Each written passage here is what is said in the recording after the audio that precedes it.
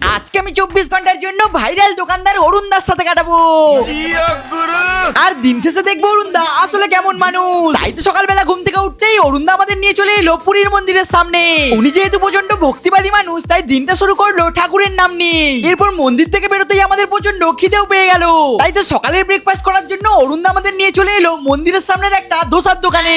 এখান থেকে আমি আর অরুণ দা দুজন মিলে দুটো ধোসা খেয়ে নিলাম। আর ব্রেকফাস্ট কমপ্লিট করে হোটেলে আসতেই দেখো আমার কার সাথে দেখা হয়ে গেল। ছোটবেলায় তো তোমরা এনাকে অনেক সিনেমাতে গুন্ডার পাঠ করতে দেখেছো। আর উনি নাকি আজকে আমাদের হোটেলেই থাকবেন। এরপর দুপুরের লাঞ্চ করার জন্য আমি আর অরুণ দা চলে এলাম একটা বাঙালি হোটেলে। আর বসে পড়লাম জমিয়ে একবারে দুপুরের খাবার খাওয়ার জন্য। রেস্টুরেন্টের যত ভালো ভালো খাবার ছিল সবকটা আমাদেরকে দিয়ে গেল। আর পেট ভর্তি করে এখান থেকে আমরা দুজনে লাঞ্চ সেরে নিলাম। এরপর সন্ধ্যে হতেই আমি আর অরুণ দা চলে এলাম একটা ঝালমুড়ির দোকানে। আর সমুদ্রের পাড়ের এই দোকান থেকে একটা ঝালমুড়ি নিয়ে নিলাম। তো ভাই এখন আমরা দুজনে ট্রেন ধরে বাড়ি যাই। তোমরা রমির ব্লগসের জন্য চ্যানেলটা সাবস্ক্রাইব করে দিও। Tata bye bye.